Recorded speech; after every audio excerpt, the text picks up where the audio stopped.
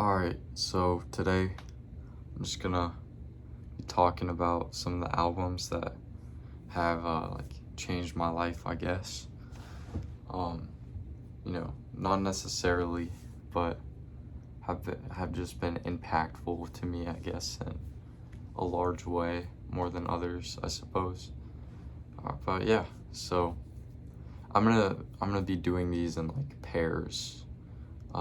There's one on here that's three, but most of them are just two albums per kind of stage, I guess. So first stage, these albums for me are OK Computer and Kid A by Radiohead. So when I was around 5 or 6 or so, I got a little MP3 player, and my dad downloaded a lot of his music on it. And that was pretty cool, because before I would just use the Pandora app, and you couldn't really listen to the songs you wanted. You kind of had to find a station and skip through them and listen to ads and stuff. And, it was all right. I got music, but I couldn't listen to it all the time, because I didn't have a data plan back then either, so I couldn't walk around and listen to music. But with the MP3, you could download music and just listen to it from wherever. So he downloaded a ton of tracks on there, but one of the tracks, or one of the few albums that I always liked were those two albums, Kid A and OK Computer by Radiohead. There was a ton of other stuff on there that was not too bad. I know there was some Modest Mouse, there was some Moby, tons of just other REM, random stuff on there, but Radiohead always stuck out to me on there. But yeah, it's very nostalgic for me, because I would listen to it a lot nonstop when I was a little kid on my little MP3 player. But moving on to the next one, this is around in 8th grade, and this is the first time I got an actual music plan, I guess, because before I would either use the MP3 player or just Pandora. So I got Apple Music for the first time, and that was pretty cool. But yeah, these two albums are the Slim Shady LP and Man on the Moon by Kid Cudi. Slim Shady LP by Eminem, obviously. But these two albums are very different, obviously, but they're both rap. They're both pretty important to the time, I think. I think Slim Shady LP is certainly more impactful to the overall music space, but Slim Shady LP is about just basically showing his presence and showing what's up, I'm here, I'm about to blow the rap game up, basically. But it's a great album. It's a goofy album. It's a controversial album. Everything is just everything is amazing on it. There are some obviously questionable lyrics at times, a lot of questionable lyrics. I won't get into it. Probably not the best for an 8th grader to be hearing on repeat, but it was what it was, and I loved it at the time.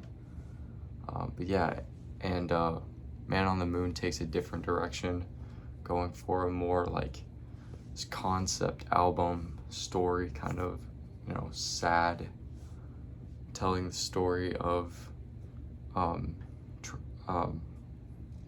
Scott Mescudi, which is Kid Cudi, basically, kind of loosely telling the story of his life, kind of, not really, but yeah, like a interpretation, I guess, but very, yeah, very like story oriented, amazing kind of concept album, I guess. It's, yeah, great album, very emotional at times, at least for me it is. I don't know if everyone finds it, but I think it is certainly emotional at times.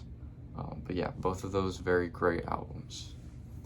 And next, this is just a standalone album, not a pair, but it is the Weezer Blue album. This album came into my life at a very sensitive and tough time. So I have a lot of like meaning built up to this album. But it is, you know, regardless of that, whether it's meaningful to me or not, it is just an amazing album. Very solid. Weezer's debut album, and I just love Weezer. I really do. But yeah, a lot of the songs on there just hold special meaning to me in one way or another, but just a very good album. There's light-hearted tracks like Surf Wax America and In the Garage, just, you know, just telling just stuff that happens, I guess, you know, just random stuff, pretty lighthearted. And there's like deeper ones like Undone and Only in Dreams that say it ain't so, and like most of them are either one or the other, and I love the contrast. Yeah, it just makes for a great album. And next on the list is, on the rest, most of these I'm sure are pretty well known, but these are the two that probably aren't as well known, but still hold just as much meaning to me. And these are two Snow Patrol albums, but they're the first two albums by Snow Patrol. They're called Songs for Polar Bears and When It's All Over, We Still Have to Clean Up. These two albums are really good, pretty underrated. I think so anyways, but they're just, I mean, it's not a whole lot special. I think they're really good. But, you know, it's nothing special. It's just like indie rock music, basically. But what is important about these two albums to me is that these are the two albums that inspired me to start a band and trying to want to get into music more, start playing guitar and drums more and stuff like that, because the music is pretty simple. And I was, you know, I listen to the albums and think like, man, I could probably do something like that, you know, because it's just very simple riffs, kind of laid back instrumentation and singing. So yeah, those are the two albums that made me want to start a band, and they're just good albums. There's some weird songs on there, but I really love both of those albums. A lot of, you know, memories tied with them as well. Next, this is the thruple, I guess you would say, but it is they're all by Blink-182. We got Dude Ranch, Enema of the State, and Take Off Your Pants and Jacket. All of these albums are so amazing. Pop punk classics, just, yeah, each of them are similar, but yeah, different in their own way. Dude Ranch, you got the skate punk kind of era of Blink, where you can tell it's just three high school guys just having fun, just making low humor jokes, just, you know, having a good time, doing stupid stuff, you know. You can tell it's just them doing whatever they want. And then Enema of the State, they get a new drummer, they start to take themselves a little bit more seriously. You can tell the production goes way up. And yeah, there's a lot of iconic songs on there. Some of them are annoying, but they would not be annoying if they weren't overplayed. So I think that just shows like how good the songs actually are. I think not a lot of them have, I'm sure some of them have not held up super well, but I mean, they still sound great. All of them sound great. And then Take Off Your Pants and Jacket. Of these 3 albums, this is where they take themselves the most seriously. But that doesn't take away from anything. Still a extremely solid album. Love all of these to death. Just pop punk classics, really. Take Off Your Pants and Jacket is obviously the most emotional out of these, I think. And Dude Ranch is probably the most lighthearted, but all of them are, they have emotional songs on there, all of them. So I think they're all pretty cool. Next, well, actually, that's really about where it ends. I haven't seen a whole lot since then. Seen a whole lot of albums that have changed my life.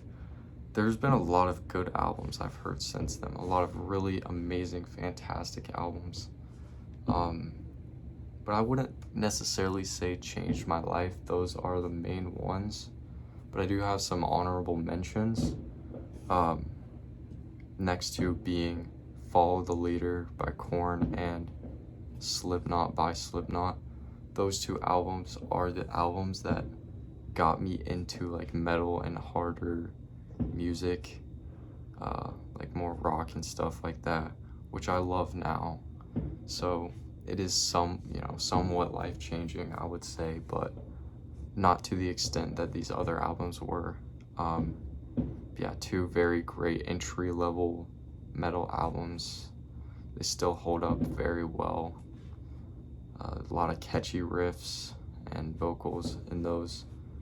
Yeah, just very, very solid rock metal albums. And then finally, my last shout out video is EXO Willow, which is kind of off for the rest of these albums, very different than anything else I've talked about on this video. But I discovered them maybe not a few months ago, like 9 or so months ago. But just, is the first artist that really, expanded my music taste a whole lot, got me into like more electronic stuff, more, kind of underground, just random stuff. Like, I don't know, it's just I think it's definitely not for everyone, but for me personally, it did expand my music taste a lot, and just some really catchy, stupid songs, I love them. But yeah, that's about it. See you.